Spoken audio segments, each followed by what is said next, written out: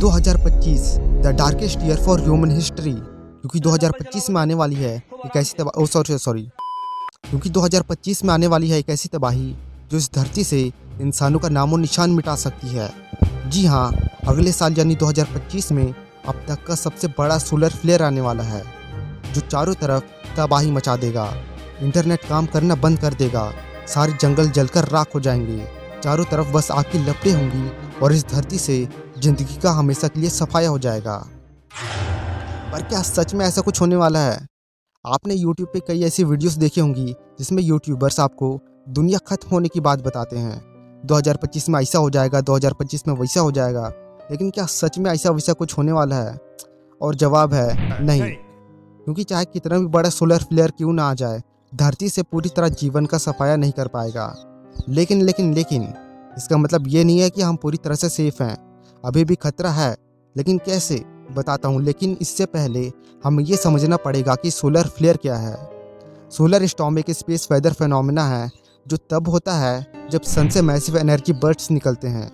ये energy bursts solar flares या coronal mass इजेक्शंस के फॉर्म में होते हैं। अब भैया, ये सोलर फ्लेयर और कोरोनल मास इजेक्शन किस चिड़िया का नाम है? बताता हूँ। सोलर फ्लेयर एक sudden intense burst of radiation होता है जो सन के सरफेस से निकलता है। सोलर फ्लेयर्स अर्थ के एटमॉस्फेयर को आयोनाइज कर सकती है, जिसमें radio communication, specially high frequency radio waves disrupt हो सकती है। कोरोनल मास इजेक्शन सन के कोरोना से निकलने वाले लार्ज बबल ऑफ गैस और मैग्नेटिक फील्ड्स का इरप्शन होता है। कोरोना मतलब कोरोना वायरस नहीं, सन के एटमॉस्फेयर का बाहरी हिस्सा। यह एक्टिविटी स्पेस में हाई स्पीड पार्टिकल्स और मैग्नेटिक फील्ड्स को रिलीज करता है, जो अर्थ तक पहुंचने में 1 से 3 दिन ले सकता है। अगर ये पार्टिकल्स और मैग्नेटिक फील्ड्स अर्थ के मैग्नेटोस्फीयर से टकराते हैं तो ये जियोमैग्नेटिक स्टॉर्म्स क्रिएट कर सकते हैं। अब ये जियोमैग्नेटिक स्टॉर्म क्या है भाई? जब सोलर स्टॉर्म के चार्ज पार्टिकल्स अर्थ के मैग्नेटिक फील्ड से इंटरैक्ट करते हैं तो क्रिएट होती है जियोमैग्नेटिक स्टॉर्म्स।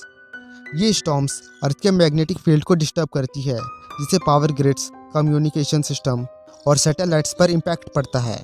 जियोमैग्नेटिक स्टॉर्म से स्पेक्टुलर ऑरोरास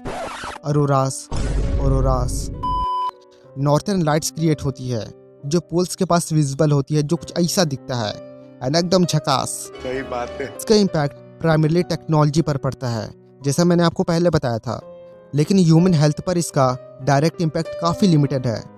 और ये पूरी एक्टिविटी एक साइकिल में घूमती है। साइकिल मतलब चलाने वाली साइकिल नहीं, साइकिल मतलब बार बार होती है। सोलर एक्टिविटी का एक साइकिल अप्रॉक्स 11 साल का होता है, जिसे सोलर साइकिल कहते हैं। इस साइकिल में सन की magnetic activity, sunspots, solar flares और कोरोनल मास इजेक्शंस के फ्रीक्वेंसी में बदलाव आता है। सोलर साइकिल के 2 मेन फेसेस होते हैं। पहला है सोलर मिनिमम और दूसरा है सोलर मैक्सिमम। सोलर साइकिल का ये फेज तब होता है जब सन की मैग्नेटिक एक्टिविटी लोवेस्ट होती है।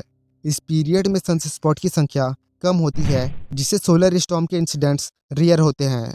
सोलर मिनिमम के टाइम पर अर्थ पर सोलर स्टॉर्म्स का रिस्क लो होता है। वहीं सोलर मैक्सिमम वो फेस है जब सन की मैग्नेटिक एक्टिविटी पीक पर होती है। और फ्री फायर वालों, पीक मतलब तुम्हारा बरमूडा वाला पीक नहीं, पीक मतलब इस वक्त सन स्पॉट की संख्या ज़्यादा होती है और सोलर स्टॉर्म्स के इंसिडेंट्स कॉमन होते हैं।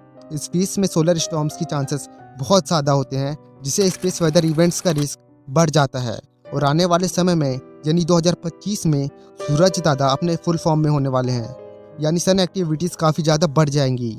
अब सवाल ये आता है कि क्या सच में ये इतना इम्पैक्टफुल होता है कि इससे पूरी दुनिया ही खत्म हो जाए? आज तक के रिकॉर्ड्स में 1859 का कैरिंगटन इवेंट सबसे पावरफुल सोलर स्टॉर्म था। ये स्टॉर्म इतना पावरफुल था कि उस वक्त के टेलीग्राफ सिस्टम फेल हो गए थे और वायर्स में से आग निकलने लगी थी। नॉर्थर्न और साउथर्न लाइट्स इतनी ब्राइट थी कि लोगों ने उन्हें ट्रॉपिक्स तक देखा था। अब कुछ इन्फ्लुएंसर्स ये कह रहे हैं कि 2025 में आने वाले सोलर स्टॉर्म से सैटेलाइट्स टूटकर धरती पर गिरने लगेंगे, जंगलों और शहरों में आग लग जाएगी, इंटरनेट काम करना बंद कर देगा और इससे धरती से जीवन खत्म हो जाएगा। अब इन सभी बातों की असलियत क्या है? अगर सच कहूँ, 2025 में आने वाला सोलर स्टॉर्म थ्योरेटिकली पावरफुल हो सकता है, लेकिन इस बात की प्रोबेबिलिटी बहुत कम है कि सैटेलाइट्स टूटकर धरती पर गिरने लग जाए। अगर एक एक्सट्रीम सोलर स्टॉर्म भी आता है तो ये सैटेलाइट्स को डैमेज कर सकता है। सोलर स्टॉर्म के पावरफुल रेडिएशन और एनर्जेटिक पार्टिकल्स सैटेलाइट्स के इलेक्ट्रॉनिक्स को फ्राई कर सकते हैं, जिससे उनका फंक्शन डिस्टर्ब हो सकता है या वो परमानेंटली डैमेज हो सकते हैं। लेकिन सैटेलाइट्स का टूटकर धरती पर गिरना बहुत ही रेयर इवेंट होगा।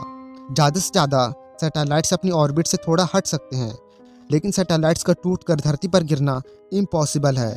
और सैटेलाइट्स डैमेज होने की वजह से कुछ दिनों तक या कुछ हफ्तों तक या कुछ महीनों तक internet, communication system, navigation system disturb हो सकते हैं, जो कि टेक्नोलॉजी डिपेंडेंट वर्ल्ड के ऊपर हैवीली इम्पैक्ट क्रिएट कर सकता है।